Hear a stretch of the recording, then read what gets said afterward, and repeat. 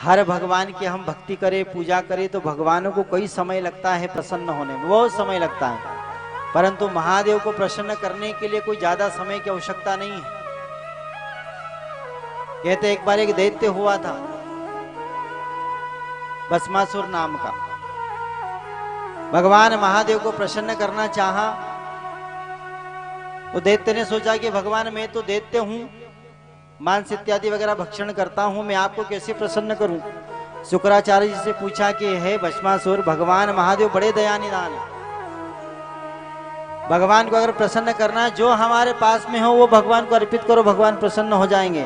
तो कहते हैं उसने अपने शरीर का मांस काट करके यज्ञ कुंड में डाला और महादेव उस यज्ञ से ही प्रसन्न हो गए। इसलिए अगर हमारे पास कुछ भी है, अब इसका ये मतलब नहीं कि काट पीट के कुछ डालें, ये कहने की वह कथा है ऐसी। बस भगवान तो अपने भक्त के सरल भाव पर, सहज भाव पर प्रसन्न हो जाते हैं। जैसे अपने पंधाना में मंदिर है ना शिव जी का, ऐसे एक मंदिर किसी गांव में था, बहुत बड़ा मंदिर। उस मंदिर में भगवान के शिवलिंग के ऊपर एक बहुत बड़ा कलश रखा हुआ था जिसमें से जल टपकता था। होता है कि नहीं भगवान महादेव के मंदिरों में। तो उस गांव में रात्रि में एक चोर आया। वो चोर सारे गांव में घूमा परंतु चोरी करने का कहीं पर उसे कुछ भी सामान न मिला। अब उस नगर से बाहर वापस निकलने लगा, उसे मंदिर दिखा। उसने सोचा क्यों न मंदिर में जाकर के कुछ चुरा लिया जाए, कुछ न कुछ तो मिल ही जाएगा। मंदिर में चला गया। मंदिर में गया, सब तरफ देखा, कुछ नहीं दिखा। बस भोलेनाथ के शिवलिंग के ऊपर वह कलश रखा हुआ था जिससे जल टपक रहा था। चोर ने सोचा क्यों न मैं ऐसे ही चुरा लूं, 400 का बिक जाएगा, कल की व्यवस्था हो जाएगी। मंदिर में गया, कलश पर अपने हाथ पहुंचाने की कोशिश की, उसके हाथ नहीं पहुंचे। उसने सोचा मैं क्या करूं क्या करूं। अब चोर ठहरा। चोर ने कहा कि शिवलिंग कब काम आएगा। शिवलिंग के ऊपर चढ़ गया। शिवलिंग के ऊपर चढ़ करके कलश को निकाल लिया, कलश को लेकर के जाने लगा। उसी समय शिवलिंग से साक्षात भगवान भोलेनाथ प्रकट हो जाते हैं। बोले महादेव भगवान की। भगवान ने आवाज लगाई रुको भैया। और चोर ने जैसे करके देखा कि भाई अभी तो यहाँ कोई नहीं था। फिर ये पीछे से आवाज कौन दे रहा है। पीछे मुड़ करके देखा तो भगवान त्रिशूल लेकर के खड़े थे। चोर ने पूछा कि आप कौन हैं। भोलेनाथ ने कहा कि मैं शंकर हूं। बोले अभी तो आप थे नहीं यहाँ पे, अभी कहां से आए। बोले शिवलिंग में से प्रकट हुआ। चोर ने कहा कि मैंने तो ऐसा सुना है कि आपका कोई तप करता है, पूजन करता है, जब आप प्रसन्न होते हैं। और मैं तो चोर हूं, आप मुझसे इतने प्रसन्न क्यों हो गए। भगवान ने कहा भैया इस मंदिर में मैं कई वर्षों से बैठा हूं, कितने वर्ष मुझे हो गए। कोई आता है जल चढ़ाता है, कोई आता है बेलपत्र चढ़ाता है, कोई आता है दूध चढ़ाता है, पर आज पहली बार देख रहा हूं कि कोई पूरा का पूरा चढ़ गया हो, इसलिए मैं तुझसे प्रसन्न हो गया हूं। इसलिए भगवान को अगर न्यौछावर करना है तो सर्वस्व न्यौछावर करें, जब भगवान प्रसन्न होंगे। अब इसका ये मतलब नहीं कि आप भी कल जाकर के चढ़ जाओ। अपना सर्वस्व, सर्वस्व का मतलब होता है अपना भाव।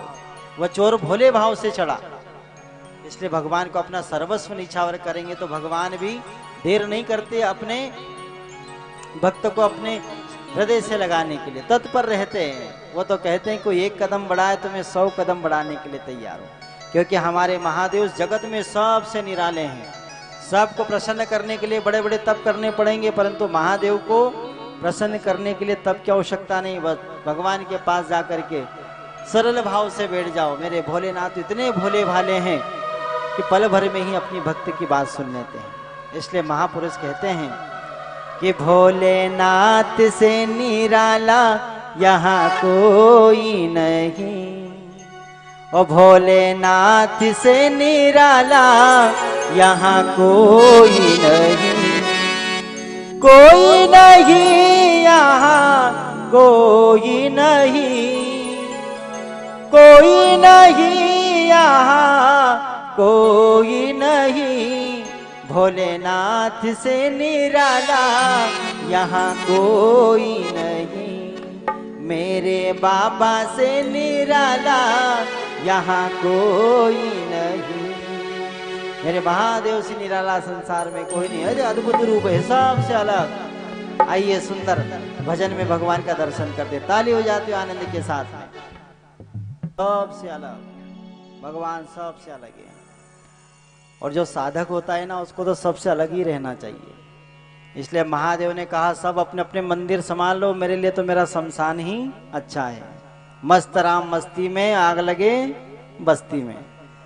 भले आग में बस्ती में आग लगा करे, मस्त राम अपनी मस्ती में मस्त रहते हैं। भगवान सबसे निराले हैं। भगवान ने दुनिया बनाई, दुनिया में सांप बिच्छू बनाए, लोग देख करके मारने लगे। जो देखे मुंह कुचल दे मार दे, जो देखे मुंह कुचल दे मार दे। ये जो सांप होते ना, पहले किसी को काटते नहीं थे, किसी को नहीं काटते थे।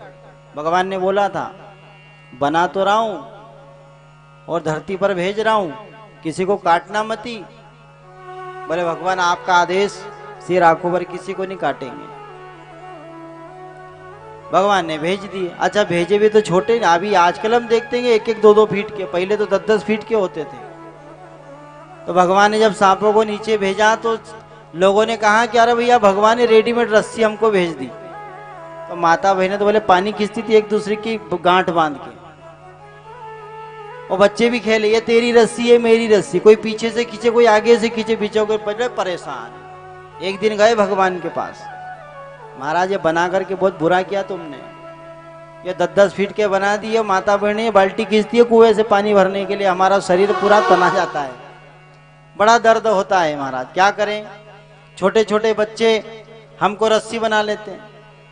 बोले खेतों में किसान काम करने के लिए जाते तो बैलों में हमको रस्सी बना करके काम में ले लेते, हम क्या करें बताओ। अब आपने हमको बताया, आप ही रास्ता बताओ। भगवान ने कहा चलो ठीक है, अगर तुमको कोई परेशान करे, एक बार किसी को काट लो, दुनिया तुमसे डरेगी। वापस आ गए सबके सब नीचे, नाम लिया दिया मिला के, 1-2 गए कि सब चमकने लगे। अब सब चमके, जब भी उनका कोई ठोल ठिकाना नहीं। भगवान के पास फिर गए, भगवान तुमने हमको काटने का बोला, अब काटते तो हमको कोई नहीं पूछता, कोई हमको देखता तक नहीं, अब जो देखता है मुंह कुचल देता, अब क्या करें, किसके पास जाएं। भगवान ने कहा चिंता मत करो, ये संसार किसी को नहीं अपनाए, और जब संसार तुमको ठोकर लगा दे, उसके पास केवल एक शिव ही रह जाता है जो सबको अपना लेता है। इसलिए भगवान ने सांपों को अपने गले में लगा दिया, अपना बना करके रख लिया। इसलिए भगवान सारे संसार में सबसे निराले हैं महादेव।